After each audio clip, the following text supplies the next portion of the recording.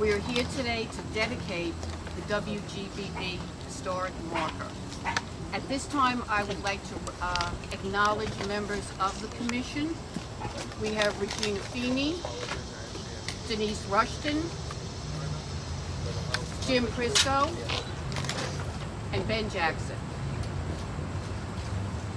I would also like to thank the Freeport Historical Society for loaning us the WGBB microphone. And just as for a plug, they're located at 350 South Main Street.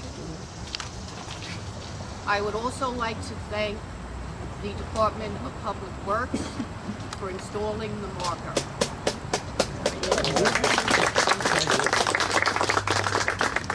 And at this time, I would like to introduce Mayor Kennedy. Mayor? Thank you. I was looking at the installation of the marker, and boy, it's very close to a water line. I was like, woof. Anyway, I just want to say on behalf of the trustees, the residents, all the staff in the village of Freeport, I'm honored to say that Freeport hosted the birth of this first commercial station, WGBB, 1240 AM, back on this site, Tuesday, August 20th, 1924, 95 years ago. What a great accomplishment for the village of Freeport and WGBB. I especially want to thank the Landmarks Commission, the Historical Society, and the Press Club of Long Island for their dedication and commitment to preservation of historical sites in Freeport and Long Island. This is another example of the great accomplishments taking place here in the great village of Freeport. I thank you all for the marker, and I thank you very much for the dedication here today. Thank you very much, and enjoy the day. Thank you. I'd like to introduce Debbie Millay, County Legislator in this area. Good morning, everyone. I'm delighted to be here. I am also a Freeport resident.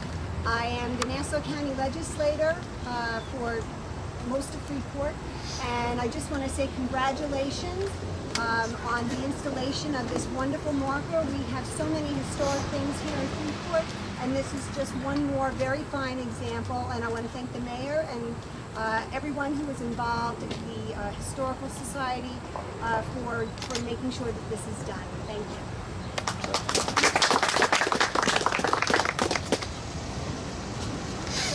And now I would like to introduce our special speaker, David North, from the Press Club of Long Island. David.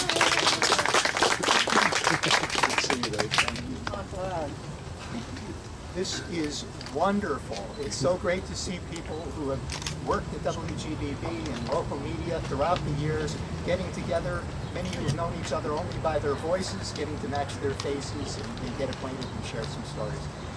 I'll try to keep my remarks brief, but this was a very moving project for we at the Press Club, for all of us. Things are changing so much in the world with media.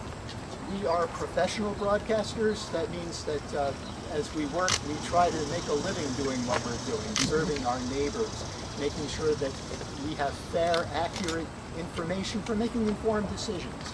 Some things haven't changed from the 1920s when WGBB went online. There was a booming economy, the go-go 1920s, the jazz age. It was a new medium, very exciting, regulated by the Department of Commerce. It was all about business, very similar to our internet age today. In the 1930s, things changed. We had an economic collapse. We had the rise of fascism overseas and demagoguery here in our country. The FCC came aboard and enacted the Communications Act of 1934.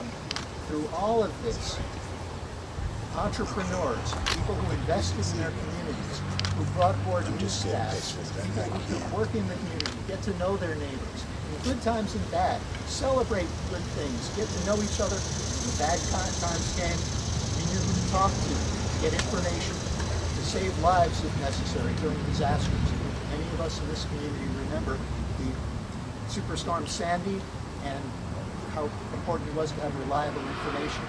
It was still available over the air for free through community radio stations.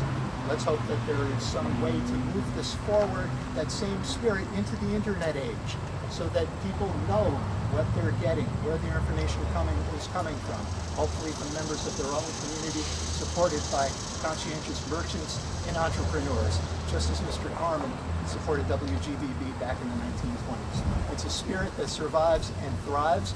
And just, I have a personal connection with WGBB that I'd almost forgotten about.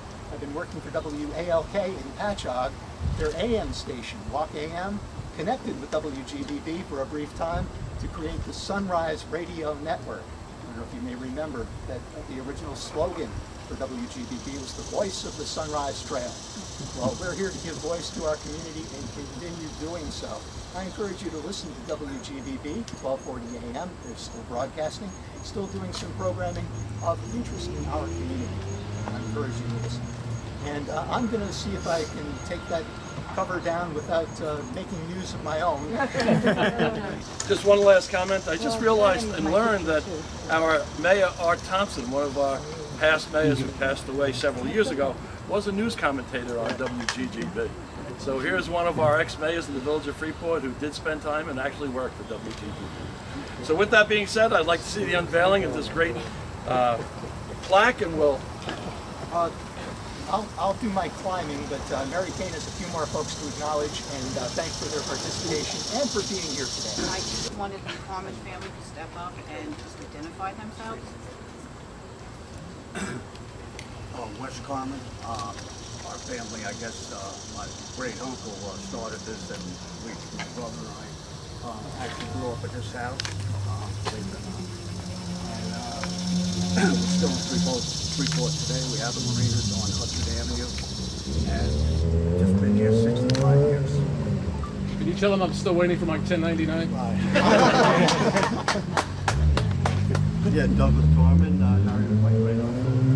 And I used to live in a brick house I bought from my grandmother. And then I sold to Mr. Clemens over there. So he's doing that now.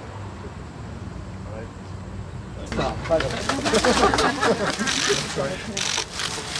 Do you want to know why you're up on the ladder? All right. Historical Society, and we really appreciate everybody coming out, and this will be here for a long time to come. Thank you very much, Legislator, for joining us.